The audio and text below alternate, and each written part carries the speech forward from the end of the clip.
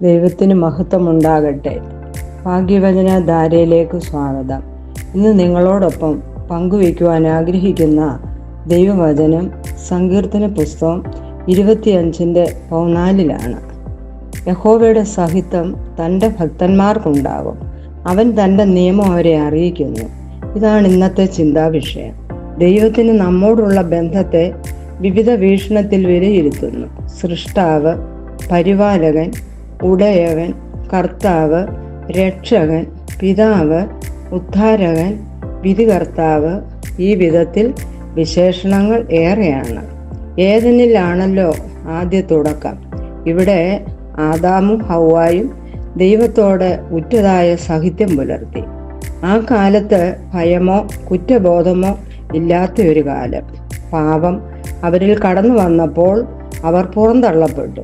കർത്താവ് തിരഞ്ഞെടുക്കപ്പെട്ട വ്യക്തികൾക്ക് മാത്രം ആ സാഹിത്യം സാധ്യമാകുകയുള്ളൂ. മോശയ്ക്കും അബ്രഹാമിനും ദൈവത്തിൻ്റെ സ്നേഹിതന്മാർ എന്ന് വിളിക്കപ്പെടുവാനിടയായി. എന്നാൽ ദാവീദിനെ പറ്റി പറയുന്നത് ദൈവത്തിൻ്റെ ഹൃദയത്തിനൊത്തവൻ എന്നാണ് പറയുന്നത്. ഇയ്യോബും ഹാനോക്കും നോഹയും ദൈവത്തോട് ചേർന്ന് സാഹിത്യം പുലർത്തി. അതാണ് തൻ്റെ ഭക്തന്മാർക്ക് ഉണ്ടാകും എന്ന് അവൻ തൻ്റെ നിയമം അവരെ അറിയിക്കുന്നു. സങ്കീർത്തനം 25:14 പറയുന്നത്. എന്നാൽ പുതിയ നിയമത്തിൽ വരുമ്പോൾ അകൽച്ചയാണ് കാണുന്നത്. പുതിയ നിയമത്തിൽ യേശുക്രിസ്തുവിൽ കൂടി ഒരു വലിയ മാറ്റം സംഭവിച്ചു. യേശു തൻ്റെ ദേഹം എന്ന തിരശ്ശീലയിൽ കൂടി നമുക്കൊരു പുതിയ വഴി പിതാവിങ്കലേക്ക് തുറന്നു തന്നു. ഇവിടെ പൗലോസ് അപ്പോസ്തലൻ വ്യക്തമാക്കുന്നത് ശത്രുക്കളായ നമ്മെ മിത്രങ്ങളാക്കി തീർത്തു എന്ന് യേശു തൻ്റെ ശിഷ്യന്മാരോട് പ്രസ്താവിക്കുന്നു. 1. എപ്രകാരം ഈ സാഹിത്യം നമുക്ക് പുലർത്താം? നിരന്തരമായി ദൈവത്തോട് സംഭാഷണം ചെയ്യുന്നതിൽ കൂടി എപ്പോഴും സന്തോഷിപ്പീൻ, ഇടവിടാതെ പ്രാർത്ഥിപ്പീൻ, എല്ലാറ്റിനും സ്തോത്രം ചെയ്യുവിൻ. 1 തെസ്സലോനിക്കർ 5:17 പറയുന്നു. 2.